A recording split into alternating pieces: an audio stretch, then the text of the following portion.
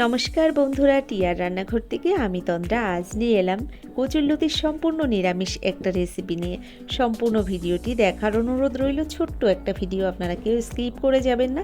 আর ভিডিওটি দেখতে দেখতে যদি কোনো অংশ ভালো লেগে যায় অবশ্যই একটা লাইক দিয়ে দেবেন। যারা এখনও আমার চ্যানেলটিকে সাবস্ক্রাইব করেননি অবশ্যই আমার চ্যানেলটিকে সাবস্ক্রাইব করে আমার ভিডিওর পাশে থাকা বেল আইকনটি ক্লিক করে নোটিফিকেশানটা অল করে দেবেন।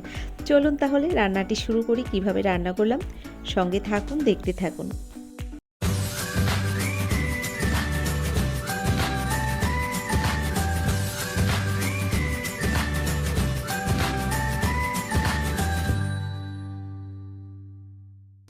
এখানে দেখুন, আজকের রেসিপিটি তৈরি করার জন্য কচুরলতিগুলোকে আমি ভালো করে কেটে ধুয়ে পরিষ্কার করে গুছিয়ে নিয়েছি।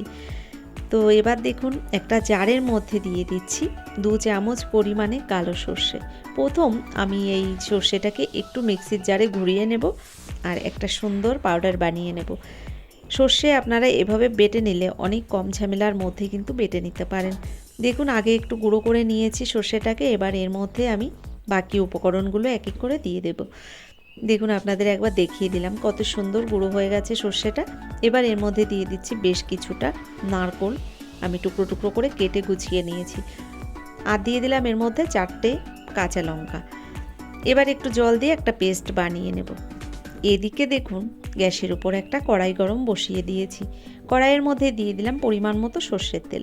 রান্নাটা সর্ষের তেলেই করছি। দেখুন, তেলের মধ্যে দিয়ে দিচ্ছি কয়েকটা জিরে ফোড়ন। তো ফোড়নটাকে একটু দেওয়ার পরে ভালো করে ফোড়নটাকে আমি ভেজে নিলাম। তো এভাবে ফোড়নটাকে একটু ভেজে নেওয়ার পরে এর মধ্যে আমি দিয়ে দেব কচুরলতিগুলো।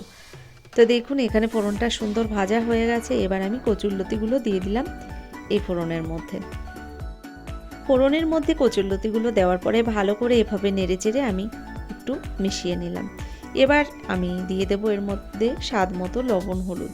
তো দেখুন, এখানে আমি স্বাদ মতো লবণ হলুদ দিয়ে দিচ্ছি। আর লবণ হলুদটা দেওয়ার পরে ভালো করে একবার মিশিয়ে নেব। একদম সিম্পল একটা রেসিপি, তবে গরম ভাতের সঙ্গে এত অপূর্ব হয় খেতে। আর এখন তো একটু হালকা হালকা গরম পড়ে গেছে, এরকম কিন্তু কচুরলতি খুব ভালো লাগে খেতে। দেখুন, আমি লবণ হলুদটা মিশিয়ে নেওয়ার পরে এবার এর মধ্যে আরও কয়েকটা কাঁচা লঙ্কা দিয়ে দিলাম। কচুরলতি যেহেতু, তাই একটু লঙ্কাটা দিয়ে দিলাম।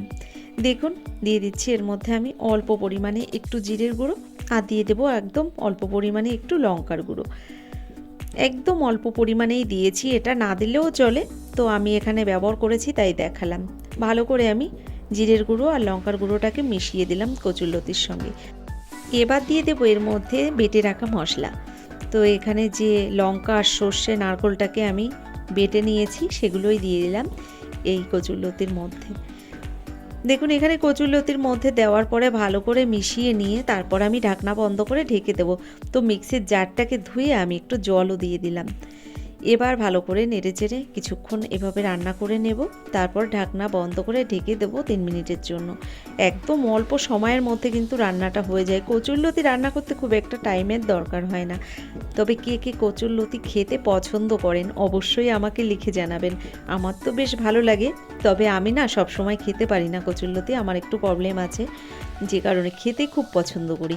ঢাকনা বন্ধ করে 3 মিনিটের জন্য ঢেকে দিয়েছিলাম। 3 মিনিট বাদে ঢাকনাটা খুলে ভালো করে একবার নেড়ে চেড়ে আমি চেক করে নেব কচুরলতিটা ঠিকঠাক সিদ্ধ হয়েছে কিনা। তো দেখুন, এভাবে গ্যাসের ফ্লেমটাকে লো টু মিডিয়াম ফ্লেমে রেখে আমি রান্নাটা করে নিচ্ছি। তো কচুরলতিটা কিন্তু সিদ্ধ হয়ে গেছে। বন্ধুরা, কচুরলতিগুলো সুন্দর সিদ্ধ হয়ে গেছে, তবে আরও কিছুক্ষণ আমি রান্না করে নেব। কচুরলতির ভেতরে যে এক্সট্রা জল রয়েছে এই জলটাকে বেশ ভালো করে শুকিয়ে নেব।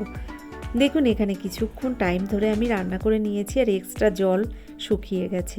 এভাবে কিন্তু এক্সট্রা জলটাকে যদি শুকিয়ে নেওয়া যায় কচুরলতিটা খেতে আরও বেশি সুন্দর হয়। তো কিছুক্ষণ সময় ধরে রান্না করে নিয়েছি আর রান্নাটা প্রায় হয়ে গেছে।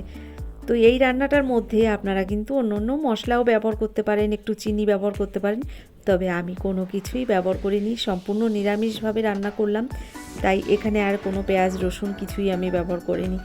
তবে এভাবেই একবার আপনারা বানিয়ে দেখতে পারেন। এই রান্নাটা কিন্তু গরম গরম ভাতের সঙ্গে পুরো জমে যায়। রুটি পরোটার সঙ্গে খুব একটা আমার ভালো লাগে না, তবে ভাতের সঙ্গে বেশ ভালো লাগে।